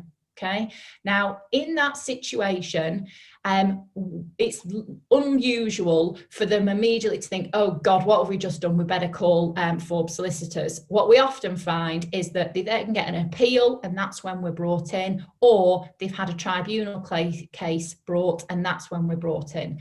So first of all, what do you do if one of your managers has done it and they ring you to say, can you process a dismissal letter because we've just fired someone, and you're in HR thinking, oh my goodness, what are we going to do? Now, obviously, there could be a scenario where you are then writing to the employee and saying that there's been a misunderstanding, you want to invite them to a disciplinary hearing, etc., etc. Or you may take the commercial decision, and this is what we often do in tribunal cases, we take the commercial position in thinking, if we have got clear evidence that the person has done it, and that is why we went to the knee-jerk reaction, then we are going to argue two things. First of all, we're going to argue that they contributed to their own downfall. It's known as contributory fault in the legal world. So that if they hadn't done whatever they did, they wouldn't have been fired in the first place. And in that scenario, a tribunal can reduce compensation by 100%. So even if you've bodged up the procedure and they say that technically it's an unfair dismissal, a tribunal may then go on to say, but we're not awarding the employee any compensation because they contributed to their own fault, by their own fault, okay? Another scenario is that if you've got such clear evidence, you would argue that even if you had gone through a procedure, you still would have found that they were guilty and you still would have dismissed them in that scenario. And again, we call it the Polke argument after a case that involved someone with the name Polke. And in that scenario, again, you could see your compensation being reduced so that the employee effectively walks away with no money. Now, obviously, from an employment lawyer's perspective, we would always prefer to have gone through a procedure because it makes it a lot safer. And if we can run a defence that you've got a good procedure and you've got contributory fault, and in the alternative that if you've got any mistakes in your procedure, it wouldn't have made any difference. Obviously, from our perspective, we like to argue as many different lines as we possibly can. But we've had several cases over the last few years where managers have fired people, HR haven't been involved, there hasn't been a process. We've defended it in tribunal and we have either won, saying it wouldn't make any difference at all, or we've got zero compensation because the person contributed to it. So bear that in mind if you do ever come across those cases. Another recent case that I just wanted to flag up to you was the case of Lancashire versus a Bellows Scotrail. I know there were some faces online earlier before we put the slides on who had listened to me recently on the CIPD employment law update, and I covered this case then, and it's a good case to support HR in decisions where you decide not to follow a procedure. Now, the case, I'm going to talk about it in a minute, is very much, again, like we often say, on its own facts. The Employment Appeal Tribunal did go to some lengths to say that they felt that this was unusual circumstances and that they would always advocate that a proper process is followed. But in this case, the employee was dismissed at an appraisal meeting because there had been a breakdown between the employee and their line manager. Now, the individual thought that they were just going to an appraisal meeting. They had no clue whatsoever that they were going to be talking about the breakdown in the relationship, or that a possible outcome of that meeting was going to be that they could be dismissed. But the person holding the meeting spoke to HR and the decision was taken that they weren't going to give it any forewarning and they weren't going to follow a process at all. And at that appraisal meeting, the breakdown in the relationship was discussed. The employee accepted that there had been an irretrievable breakdown in the relationship. And because the business were trading in very difficult economic conditions, they decided that they really did need an employee to be working closely with their manager. In this case, that was impossible. It wasn't going to change or improve, and therefore they were going to just dismiss that person. Now, both the tribunal and the appeal tribunal said that in those circumstances, it was going to be, oh, hello. Do you want me to go faster? Can someone please mute? In those circumstances, the tribunal and the appeal tribunal decided that they understood that the business could not have two people fighting or not cooperating with each other when it was really tough for the business to keep on trading, and that in those circumstances it was fair for the person to be dismissed. Now, the person was dismissed on notice, so they didn't forgo the notice like they would if it had been gross misconduct.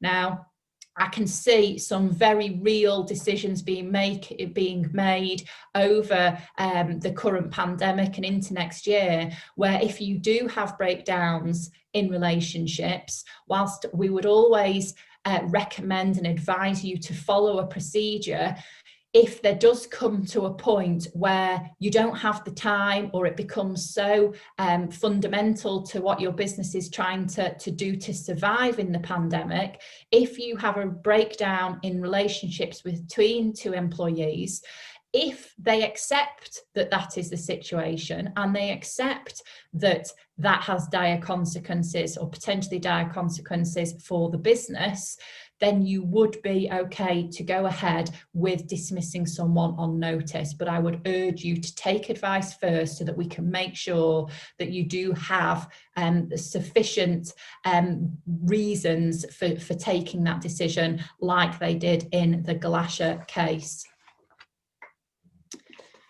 So in this case, we have got the warning. I've flagged up the outcome letter. So just turning to the appeals, most of you will obviously be very familiar with the fact that your policies will say to employees they should be submitting their grounds for appeal in writing. I would always recommend that you don't just accept a "I want to" an appeal letter, that you actually ask them why. What is it that they believe should be taken account into at the appeal hearing? Do they think that there was missing evidence? Do they think that the decision was wrong because a witness wasn't spoken to? Why do they think that your decision was the wrong one? You should make sure that even where you've dismissed someone and you're no longer having to pay them because they're no longer an employee, that your appeal is still heard without unreasonable delay. Okay, so make sure you're holding your appeal as soon as possible and make sure that you are checking your policy. Now, it's also important to bear in mind with appeals that if a decision has been taken to dismiss, that you, when you come to look at it at HR, if you've only been brought in at a late stage, or you are a different HR person to who supported earlier down the line, if you think that the decision to dismiss earlier was wrong, or that there were errors in the investigation procedure, the appeal gives you another chance to sort it out before tribunal.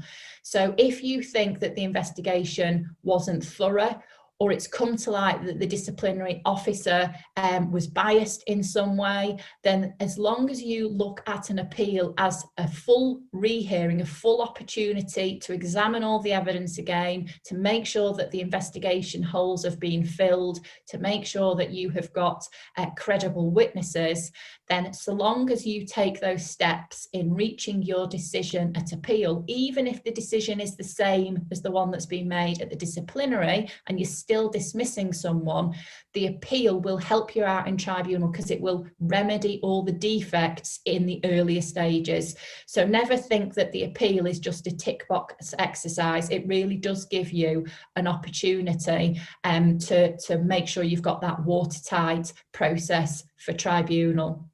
Now, just finally, before we open up for questions, obviously, when we have prepared this script, it was with a view to disciplinary hearings, investigations taking place in the normal world of being able to hold them face to face. And we decided we weren't going to adapt that for today. We were still going to run with it. But just a few things that we have experienced over the pandemic in dealing with these things remotely that we wanted to share with you. I'm just going to go through now. So the first thing just to emphasize is that whilst it is very understandable that in the pandemic, a lot of HR processes have been put to one side, a lot of grievances, disciplinaries may have been delayed, or performance management, absence management may have been delayed because HR or the business have had other things to do, whether it's getting health and safety in place, whether it's getting people working remotely, whether it's getting people on furlough, off furlough, ready for job support scheme, back onto the extended furlough. We've had a lot to contend with. It's still really important that you are dealing with your grievances, your disciplinaries, your performance and absence management, because if you leave them now and think, oh, well, we'll just deal with it later, that is going to be something that a tribunal will question. Well, why did you leave it? Why did you leave it so long? And whilst certainly earlier in the year, in March, in April, you'd have probably had a good reason with the pandemic to say, well, we were busy doing this. The tribunals won't have, they won't accept that explanation for too long, because by now they will think, right, well, most businesses ought to have got themselves straight, whether they've got people on furlough, they've gone through redundancies, or whether you've now got people working from home or operating in work with your health and safety. So they will now want to see you dealing with issues in a timely fashion. So that's the first thing to bear in mind. If it come next summer, you have a line manager coming to you and saying, this person did this in September 2020, I want to discipline them now. As HR or as senior managers, you need to be pushing back and saying, well, you should have come to us at the time. You know, is this something that we really ought to deal with now? Can we still deal with it? Okay, so if you haven't already, be making sure that your line managers within the business and senior managers know that if there are issues that are unrelated to the pandemic arise, they should still be bringing them forward to be dealt with now. In terms of the process of dealing with things virtually, just a few things to be aware of, to flag up. It's really important that we're mindful about security with online processes, because as you will all appreciate, first of all, it is much more common now that Zoom calls can get hacked, Teams calls can get hacked. So make sure that you are setting up hearings with security, with passwords, so that only the people who are invited to the meeting can access it. Make sure that you are putting in your letters inviting individuals to investigation meetings or grievances or disciplinaries that they shouldn't be sharing that information, those access codes, because that could in itself result in disciplinary action if they share it and it results to a data security breach. When you are then starting the meeting, a little bit like we would always recommend in a face-to-face meeting, getting people to check that phones are off, ask them to confirm to you that there is nobody else in the room with them, unless they have a work colleague, for example, who is their partner, who is also going to be the person accompanying them. And once you have got that verbal assurance and you've documented it in your meeting notes, I would always ask them to pan the camera around as well, so they've not got someone secretly sat in the corner who will be potentially helping them. And you may want to do that yourselves as well, to make sure that they are satisfied that you don't have a lawyer sat with you, guiding you. Really important, so that if they then later say, oh, you've got it wrong in your notes of the meeting, I dispute that I said that, and oh, by the way, such a body was sat with me and they were they took a note of what was said and we've got an alternative record. We can then challenge them on the fact that they had someone there who shouldn't have been, and they lied right at the outset of the meeting by telling you no one was there when actually there was someone there. I would also encourage you to make a decision early on as to whether you're going to allow people to record the hearings that are taking place or whether you are going to record them. As you know now, we are recording this. It's very easy to record things virtually. It is also very easy to record secretly. For all of you know, I could have my smartphone on my desk in front of me recording everything that is going on now. I don't, but you wouldn't know that. So again, when you're inviting people to investigations and to hearings, make sure it's very clear that you say in that letter what your policy is to recordings, whether it's online or by phone. Some organisations don't mind it, they're happy to accept it and they want to do it themselves because they think that it demonstrates that they have nothing to hide. They're satisfied that managers will say the right things and won't go off on one or lose the temper or say something inappropriate, and it's a good clear record of what is going to happen. So it may be that you take that approach. If you don't want it recording, make it absolutely clear in your invitation letters and also at the start of any meeting, any hearing, that you aren't recording and that you ask them not to, and you ask them to confirm that they are not. If you do use recordings and it goes to tribunal, then a tribunal will not want to watch or listen to that recording.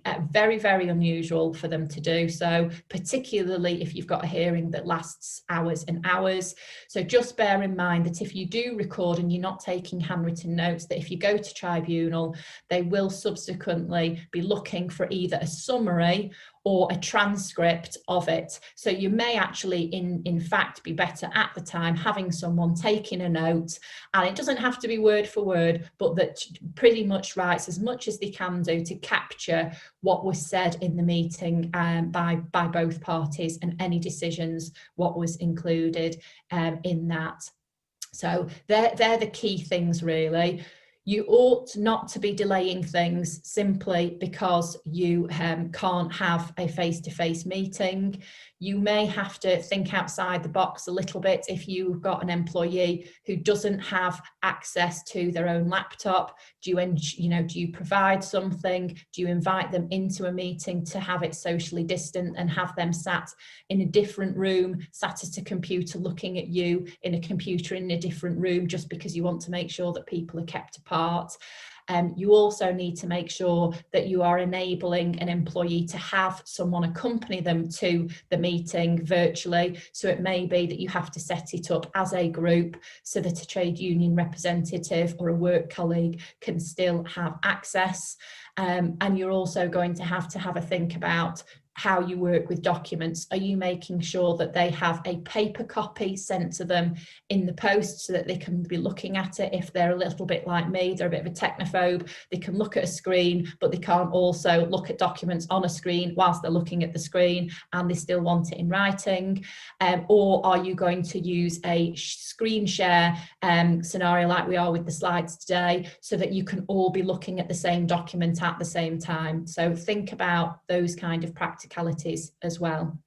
Now, I don't think that I've got anything else to add there, so I'm going to come out of sharing the slides, and I think that we've got a couple of minutes still free if anybody does have any questions at all. I haven't been looking at the chat box, so if you just give me a minute, and I think I've got my team around as well, so if anybody spots a question first. Annabelle Bass has been putting more questions to you than Bradley Walsh on the chase. So maybe Annabelle, do you want to unmute yourself? And I think one of them might have already been answered, but maybe you can put the other two directly to Emma. So there's four of us here. Hi, Simon. Thank you for that. Sorry, Emma. I'm just. It's all right, there is four of us here, so you can blame Lisa and Claire as well. All right. Yeah, I thought Lisa would be there. She's always suspect. Let me just remind myself, the first question I think we had was when you discussed about putting the potential outcome into the disciplinary letter. If you were to say, for example, put in the disciplinary letter that would only be a final written warning, for example, but then since you send out that disciplinary letter, new information comes to light that means it might actually be an increased outcome, would you then need to issue a new letter or remarkings? How much are you held to what you've said the potential outcome could be? Yeah, I would always recommend that you send a new letter flagging up that it could actually be taken to a higher level. And what you also need to bear in mind is the timescales, so that if it comes to light that there's new information that actually you're now thinking about dismissal as opposed to a warning or a final written warning, and the hearing, you find the information say now and your hearing's tomorrow morning at 9 o'clock, then what I would recommend is that actually you postpone the hearing a little bit as well, so that the individual has time to be informed that it's more serious, and also it gives them a bit more time to prepare for the fact that they might be losing the job. Yeah, okay, thank you.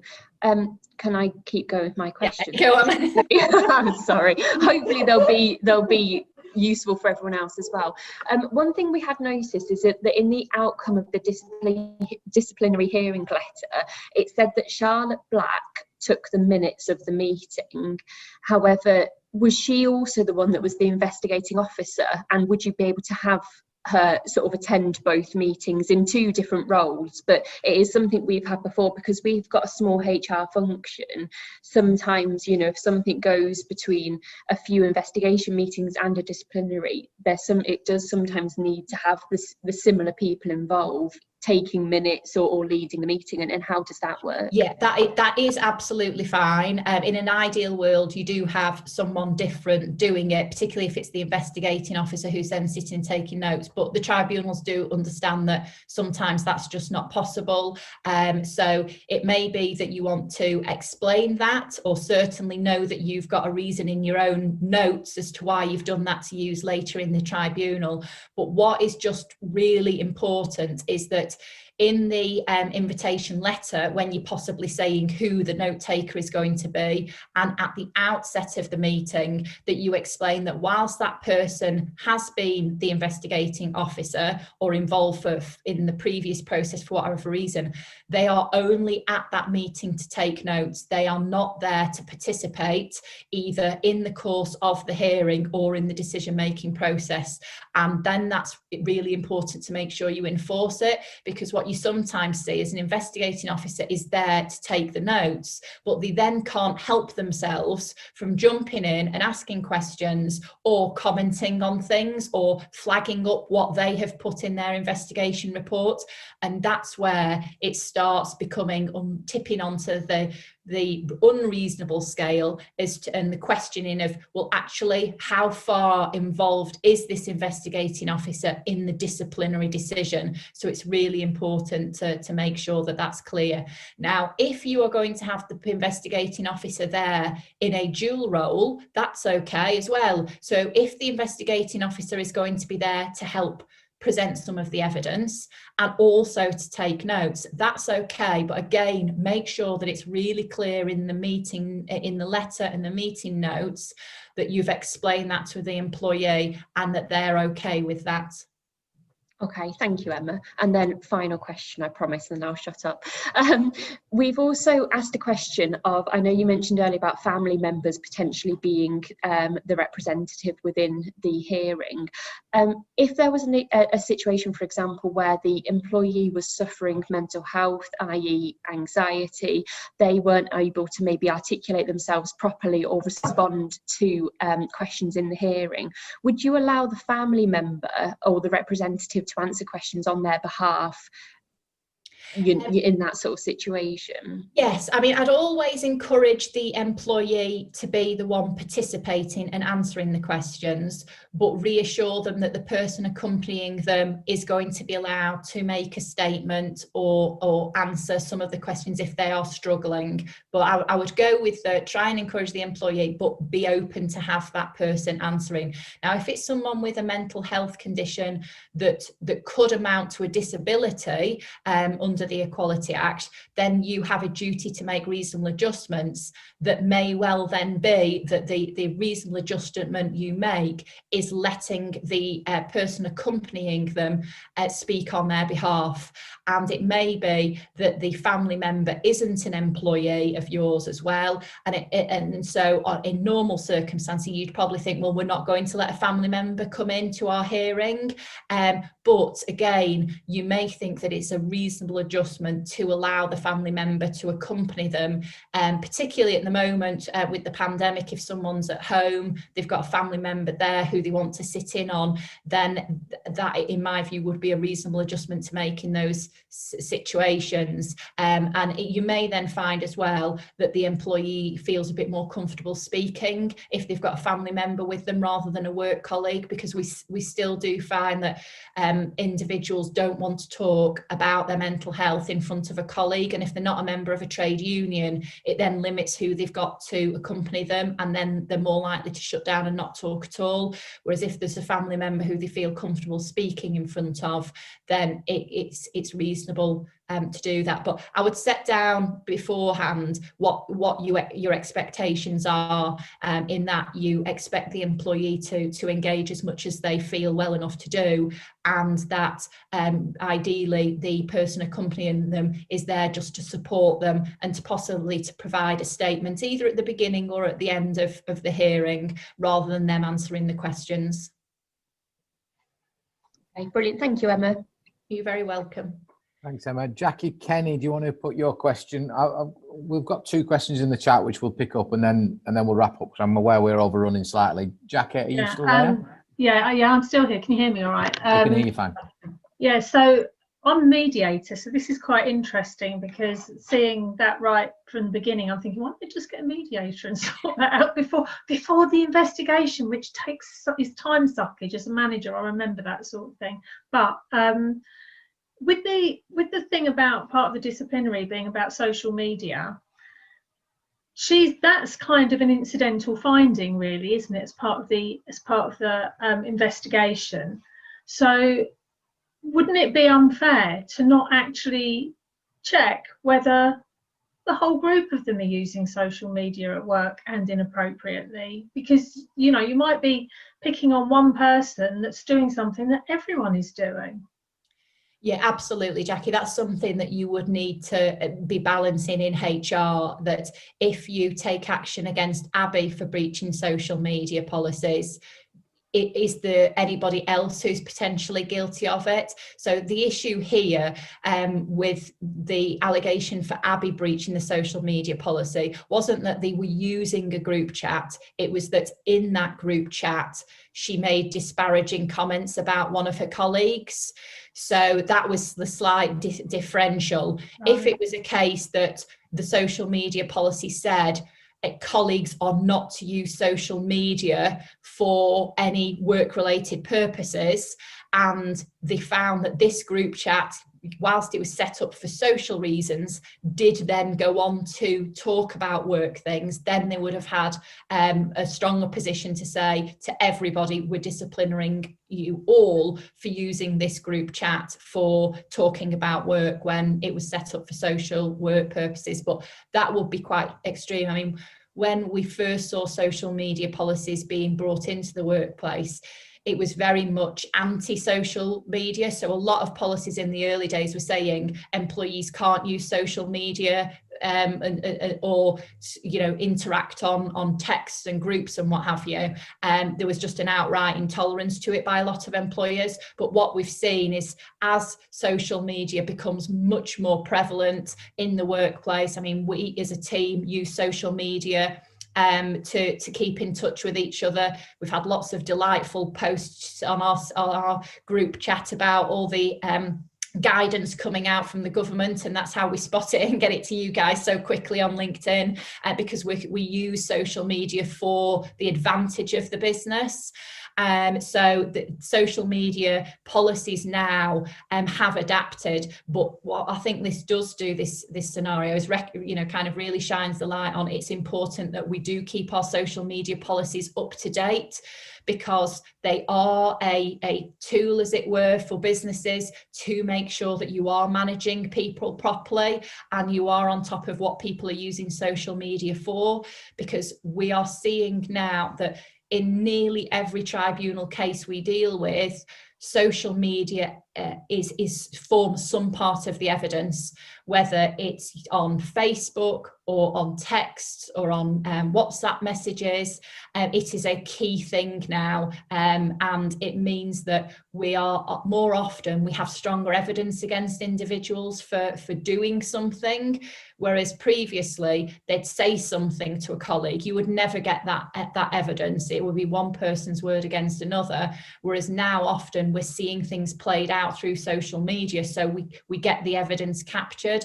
But it's important that employees, you're quite right, are aware of that. So the social media policy is clear. It's also practical, because you don't want to be so intolerant that it's impossible to police, or everybody's breaching it left, right and centre, and you're trying to decide who do you discipline for it. It's really important to have a balanced approach to that. Was this an actual case as well? Was this scenario? No, it was pure figment of someone's imagination. Oh, okay.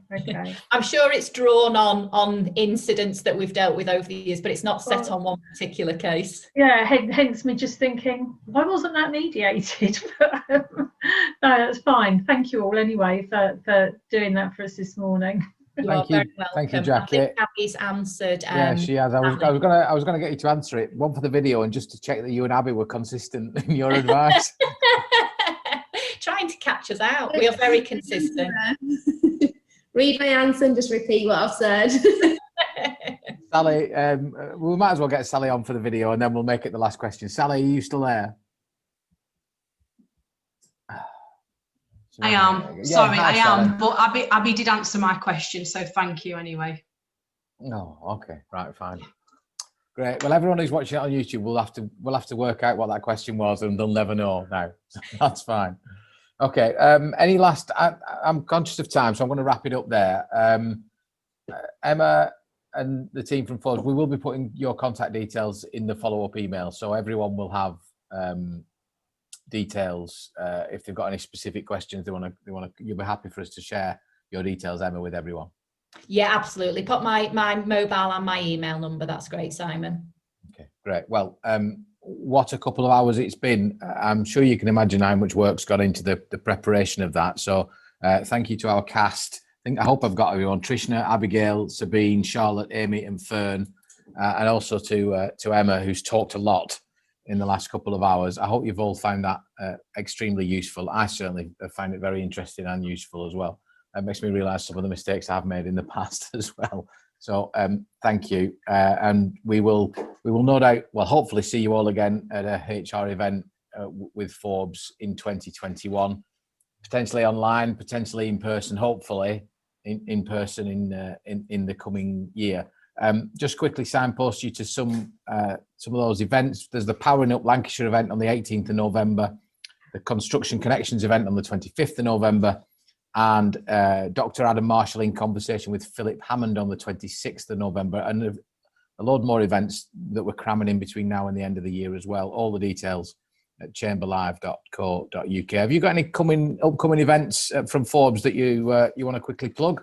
Oh, you've caught me off guard, Jonathan. Have we got any coming up? I think we've got a few. We've got one next week, a training session. I'm just trying to get the information. Crucial conversations.